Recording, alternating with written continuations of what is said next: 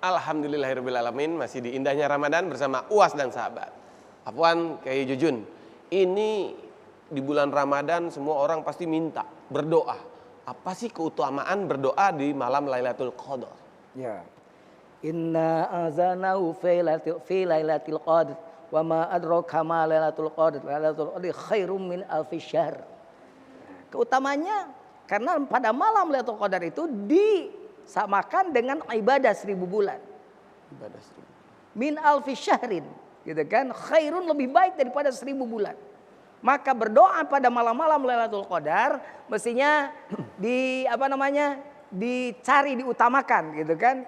Makanya Rasul menyuruh carilah malam Lailatul Qadar di 10 malam terakhir Ramadan. Tapi Rasulullah tidak menyebut tanggal sekian karena biar orang mencari, berusaha. Jadi tidak, kalau sudah disebutkan tanggal sekian ya seperti tadi. Kalau sudah ada pahalanya tahu, pada saat itu saja dia ramainya.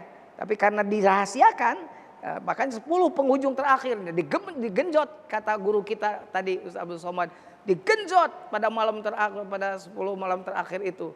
Supaya apa? Supaya kita temukan gitu kan di salah satu malam di 10 malam terakhir di malam Lailatul Qadar. Bukan malam Ramadan itu, atau disebut malam Lailatul Qadar kita temukan.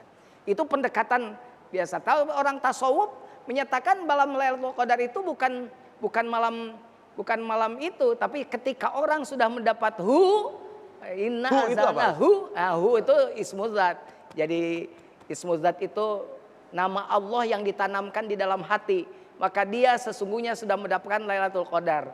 Dan ketika sudah dapat seperti itu, nah maka dia selamanya bersama dengan Allah. Ketika sudah selamanya bersama dengan Allah, maka yang disebut bersama dengan Allah itu, ma'a itu yang hati tidak pernah lupa kepada Allah. Satu hari satu malam saja hati kita tidak melupakan Allah, maka hitungannya bukan 1000 tahun lagi, tapi bukan 1000 bulan lagi, tapi 1000 tahun. Inna yauman 'inda rabbika ka'alfi sanatin mimma ta'udun. Nah itu pendekatan tasawuf. Tapi secara umum bahwa malam Lailatul Qadar itu adalah malam 10 malam terakhir di penghujung Ramadan. Disitulah maka doa akan segera terkabulkan, maka apapun yang kau minta akan segera dikabulkan. Oleh karenanya maka carilah itu di 10 penghujung terakhir bulan Ramadan. Insya Allah kalau sudah kita disemangati untuk ya ada reward, ada punishment kan, ada wa'ad, ada wa'id.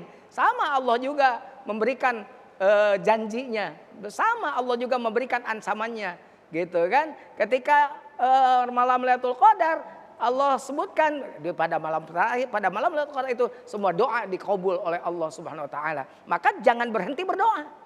Jangan berhenti berdoa, karena kalau berhenti jangan-jangan kamu tiba pada malam itu malam Lailatul Qadar, kamu tidak berdoa, bahaya gitu kan. Kesempatan emas itu, kesempatan bagus. Tapi gimana nih tidak punya kesempatan untuk i'tikaf segala macam di bulan Ramadan, karena seperti kru-kru TV One gitu kan yang kerjaannya malam gitu kan, gimana itu gitu kan. Makanya i'tikafnya itu menyimpan yang tadi, menyimpan hu-nya di dalam kolbu. Jadi di mana saja dia bisa i'tikaf. I'tikaf secara syariat itu ada di masjid. I'tikaf secara thariqat, secara tasawuf itu adalah di hati. Kapan di mana saja dia berada, dia i'tikaf hatinya. Gitu. I'tikaf apa? Bersama dengan Allah, membersamakan dirinya dengan Allah. Jadi untuk orang-orang yang sibuk jangan khawatir.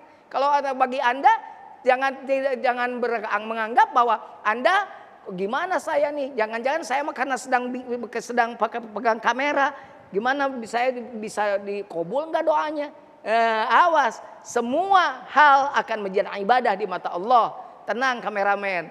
Jadi semua hal akan menjadi ibadah di hadapan Allah Subhanahu wa taala. Ketika apa? Ketika yang tadi ketika Allahnya sudah disimpan di dalam hati. Makanya benar tak kata Mas Ade, Mas Ade, hati-hati. Hati-hati dengan hati. Iya, hati-hati, bukan mata-mata. Iya betul. Kalau mata-mata pakai motor, ada tulisan hati-hati di jalan. Betul. Bukan mata-mata di jalan.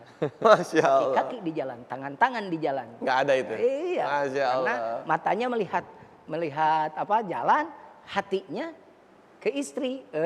Bahaya gitu kan. Matanya melihat jalan, hatinya inget utang, cicilan. Wah, bahaya itu juga. bahaya, Ustaz. Tapi enggak ya, motornya enggak cicilan. Enggak. Cash. Cash, insya Allah cash. Dari Ya, knalpotnya takutnya pas nyalip di jalan bersuara leasing. oh, leasing. Dit gitu ya. Ini pembahasan kita luar biasa, Ustadz. Tapi ada juga Afwan, Kiai Jujun nih, ada orang nggak berdoa tapi rezekinya lancar, hidupnya enak. Itu seperti apa? Enggak berdoa, tapi rezekinya Lancar. banyak.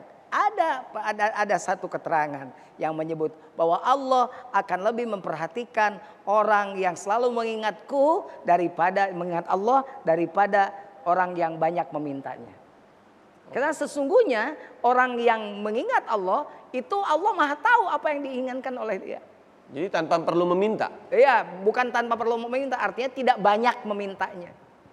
Tidak banyak memintanya. Kalau meminta kan disuruh, ud'uni astajib lakum, perintah Allah itu. Tapi kan yang tadi kalau cuma sekedar lisan, Ya. Rabbil firli warhamni wajiburni warfa'ni warzuqni wahdini wa'afini wa'fu anni. Apalagi terlalu cepat gitu kan. Mestinya paling lama itu kan kata Tuan Guru. Rabbil firli, oh nangis mestinya. Karena kita banyak dosa. Pernah kita begitu duduk di antara dua sujud begitu, Rabbil firli, nangis karena kita banyak dosa, kebayang dosa kita. Itu kan makanya bagaimana kalau orang yang sekarang banyak tidak meminta tapi banyak rezekinya gitu. Dia sudah meyakini bahwa ingkana la ta'rifu alwana rizqik fa inna rizqaka ya'rifu alwanak.